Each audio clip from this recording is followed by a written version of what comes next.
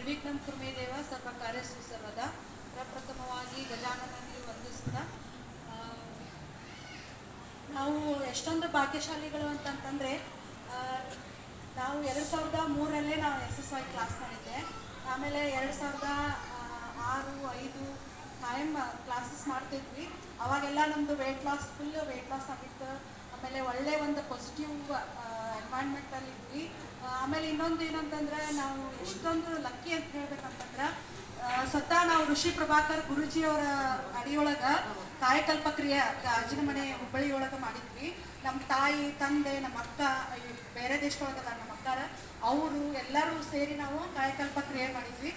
ಅಷ್ಟೊಂದು ಋಷಿ ಸಂಸ್ಕೃತಿಯನ್ನು ಇಲ್ಲಿ ನಾವು ಕಲಿಬಹುದು. ಹಾಗೆ ನಮ್ಮ ಮಗಳನ್ನ ಹಾಕಬೇಕು ಅಂತ ಸಾಕಷ್ಟು ನಾನು ಪ್ರಯತ್ನ ಪಟ್ಟಿದ್ದೆ. ಯಾವಾಗ ಮಕ್ಕಳ ಶಿಬಿರ ಚಾಲೂ ಆಗಿತ್ತಲ್ಲ ಅವಾಗಿಂದನೂ ಹಾಕಬೇಕು ಅಂದ್ಕೊಂಡಿದ್ದೆ. ಆದರೆ ಲಾಸ್ಟ್ ಇಯರ್ ನಮ್ಮ ತಂದೆಯವ್ರು ತೀರ್ಕೊಂಡಿದ್ದಕ್ಕಾಗಿ ನಮ್ಗೆ ಈ ಕ್ಯಾಂಪ್ ಮಿಸ್ ಆಯ್ತು.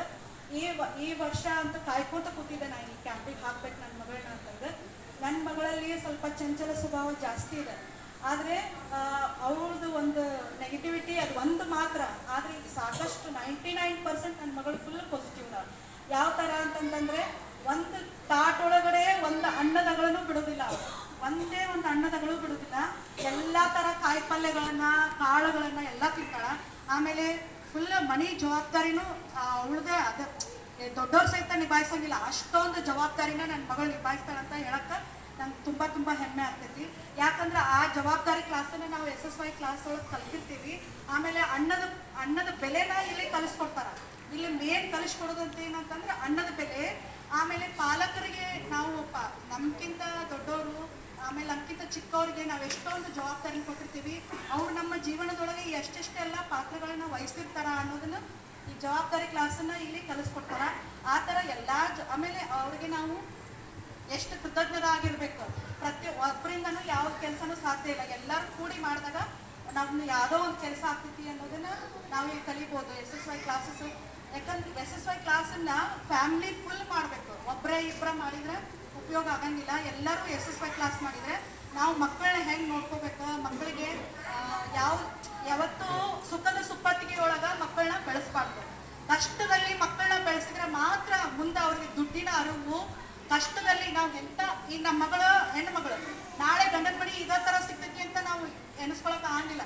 ಎಂಥಾದ್ರೂ ಕೆಟ್ಟದ್ದು ಸಂದರ್ಭ ಬಂದ್ರೂ ಅದನ್ನು ಫೇಸ್ ಮಾಡಿ ಅವಳು ಜೀವನ ಮಾಡೋದನ್ನ ಕಲಿಸ್ಬೇಕಾಗಿರೋದು ತಾಯಿ ಕರ್ತವ್ಯ ಇರ್ತೈತಿ. ಹಾಗಾಗಿ ನಾವು ಮಕ್ಕಳನ್ನ ನಮ್ಮ ಮಗಳಿಗೆ ಏನೂ ಹಚ್ಚಿಲ್ರಿ, ನಮ್ಮ ಮಗಳಿಗೆ ಕೆಲಸ ಹಚ್ಚಲಿಲ್ರಿ, ನಮ್ಮ ಮಗಳು ಭಾಳ ಸೂಕ್ಷ್ಮ್ರಿ, ನಮ್ಮ ಮಗ ಭಾಳ ಸೂಕ್ಷ್ಮ್ರಿ, ಅದೆಲ್ಲ ಏನೂ ಕೆಲಸ ಆಗಿಲ್ಲ. ಯಾಕಂದ್ರೆ ಮುಂದೆ ನಾವೆಲ್ಲ ಜೀವನ ಪರ್ಯಂತ ತಾಯಿ ತಂದೆ ಅವ್ರ ಜೊತೆಗೆ ಇರಂಗಿಲ್ಲ. ನಾವು ಎಲ್ಲಿಗೂ ನಮ್ದು ಎಂಡ್ ಆಗುತ್ತಲ್ಲ ಜೀವನ, ದೇವ್ರು ಕರ್ಕೊಂತಾನಲ್ಲ, ಅವಾಗ ಹೋಗ್ಬಿಡ್ತೀವಿ. ಆದ್ರೆ ಅವ್ರು ಮುಂದೆ ಬಾಳಿ ಬದುಕಿ ಒಂದು ಒಳ್ಳೆ ಪ್ರಜೆಯಾಗಿ ನಮ್ಮ ಭಾರತ ದೇಶದಲ್ಲಿ ಒಳ್ಳೆ ನಾಗರಿಕ ಆಗಿ ಒಳ್ಳೆ ಮನುಷ್ಯತ್ವ ಇರುವಂಥ ಮನುಷ್ಯ ಆಗಿ ನೆಲೆ ಊರ್ಬೇಕು ಅಂತಂದ್ರೆ ಈಗಿಂದನ ಅವ್ರಿಗೆ ಕಷ್ಟದ್ದು, ದುಡ್ಡಿಂದು, ಆಮೇಲೆ ಹಿರಿಯರದ್ದು, ಆಮೇಲೆ ಅನ್ನದ್ದು, ಈ ಥರ ಎಲ್ಲರ ಜೊತೆ ಹೊಂದ್ಕೊಳ್ಳೋದು, ಯಾವುದೇ ಕೆಟ್ಟ ಸಂದರ್ಭ ಇದ್ರೂ ಅದನ್ನು ಫೇಸ್ ಮಾಡಿ ಹೊರಗೆ ಬರುವಂಥದನ್ನು ನಾವು ತಾಯಿ ತಂದೆ ಆದವ್ರು ಕಲಿಸ್ಬೇಕಾಗಿದ್ದು ನಮ್ಮ ಕರ್ತವ್ಯ ಐತಿ. ಹಂಗೆ ನಾವೀಗ ಎಲ್ಲನೂ ಅವ್ರದ್ದು ನಾವು ರಾಜೇಶ್ವರಿ ಸ್ಕೂಲ್ ಒಳಗೆ ಕಳಿಸ್ತೀವಲ್ಲ ಮಗಳನ್ನ, ಎಲ್ಲನೂ ಅದು ಫೋನಿಗೇನೆ ಬಿಡ್ತಾರೆ. ಫೋನಿಗೆ ಬಿಡಬೇಡ್ರಿ, ಫೋನ್ ಬಿಟ್ಟರೆ ನಾವು ಫೋನ್ ಕೊಡಂಗಿಲ್ಲ ಅಂತ ಸಾಕಷ್ಟು ನಾವು ಟೀಚರ್ಸ್ಗೆ ಹೇಳಿದ್ರು. ಅವ್ರು ಫೋನಿಗೇನೆ ಬಿಡ್ತಾರೆ. ಯಾಕಂತಂದ್ರೆ ಕೊರೋನಾ ಬಂದಾಗಿಂದನೂ ಎಲ್ಲರೂ ಫೋನ್ ಬಿಡಾಕತ್ತಾರ. ಅವ್ರು ನಾವು ಎಷ್ಟು ರಿಕ್ವೆಸ್ಟ್ ಮಾಡ್ಕೊಂಡ್ರು ಅವ್ರಿಗೆ ಕಿತ್ಕೊಂಡು ಹೋಗೋದಿದ್ರು ಹೋಗ್ಬಿಡ್ರಿ ನಿಮ್ಮ ಮಗಳು ಒಬ್ಬಕ್ಕೆ ಹೋದ್ರೆ ನಮ್ಗೇನು ಪ್ರಾಬ್ಲಮ್ ಇಲ್ಲ, ಬಟ್ ನಾವು ಮಾತ್ರ ಫೋನಿಗೆ ಬಿಡ್ತೀವಿ ಅಂತ ಹೇಳುವಷ್ಟು ಇದು ಅದಾರ. ಆಮೇಲೆ ಇನ್ನೊಂದೇನು ರಿಕ್ವೆಸ್ಟ್ ಅಂತಂದ್ರೆ, ಹೊರಗಡೆ ಜಗತ್ತು, ಇಲ್ಲಿ ನಾವೆಲ್ಲ ಪಾಸಿಟಿವ್ ಆಗಿ ಹೋಗ್ಬಿಡ್ತೀವಿ, ಪಾಸಿಟಿವ್ ಎನ್ವೈರ್ನ್ಮೆಂಟ್ ಒಳಗಿರ್ತೀವಿ, ಪಾಸಿಟಿವಿಟಿ ಒಳಗೆ ಇರ್ತೀವಿ, ಸಕಾರಾತ್ಮಕದೊಳಗೆ ಇರ್ತೀವಿ. ಆದ್ರೆ ಹೊರಗಡೆ ಜಗತ್ತು ಫುಲ್ ನೆಗೆಟಿವ್ ಇದೆ. ಆ ನೆಗೆಟಿವ್ ಜಗತ್ತೊಳಗಡೆ ನಮ್ಗೆ ಸಾಕಷ್ಟು ವಿರೋಧ ಬರ್ತೈತಿ. ಹಂಗ ಅಂತೇಳಿ ವಿರೋಧ ಮಾಡ್ತಾರ. ನಾವು ನಮ್ಮ ಪಾಸಿಟಿವಿಟಿ ಅವ್ರಿಗೆ ಅರ್ಥ ಆಗಂಗಿಲ್ಲ, ಯಾಕಂದ್ರೆ ಅವ್ರು ನೆಗೆಟಿವಿಟಿ ಒಳಗಿರ್ತಾರ. ಆದಷ್ಟು ನಾವು ನಾವು ಚೇಂಜ್ ಆಗೋದ್ರಿಂದ, ನಾವು ಸ್ವಪರಿವರ್ತನೆ ಆಗೋದ್ರಿಂದ ಎಲ್ಲಾನು ಪರಿವರ್ತನೆ ಮಾಡ್ಬೋದು, ಸೊಸೈಟಿನ ಪರಿವರ್ತನೆ ಮಾಡ್ಬೋದು ಅಂತ ಹೇಳಕ್ಕೆ ಇಷ್ಟಪಡ್ತೀನಿ. ಗುರುಜಿ ಹೇಳಿದಾಗೆ ನಾವು ಹೇಳೋದನ್ನ ಮಕ್ಕಳು ಕೇಳಂಗಿಲ್ಲ, ನಾವು ಮಾಡೋದನ್ನ ಮಾತ್ರ ಮಕ್ಕಳು ಮಾಡ್ತಾರೆ. ಆ ಥರ ನಾವು ಅವ್ರಿಗೆ ಕಲಿಸ್ತೀವಿ. ನಾವು ಜವಾಬ್ದಾರಿಯಿಂದ ಇದ್ರೆ ಮಾತ್ರ ಮಕ್ಕಳು ಜವಾಬ್ದಾರಿಯಿಂದ ಕಲಿತಾರ. ನಾವು ಸಾತ್ವಿಕ ಆಹಾರ ಉಂಡ್ರೆ ಮಾತ್ರ ಅವರು ಸಾತ್ವಿಕ ಆಹಾರ ಉಂಟಾರ.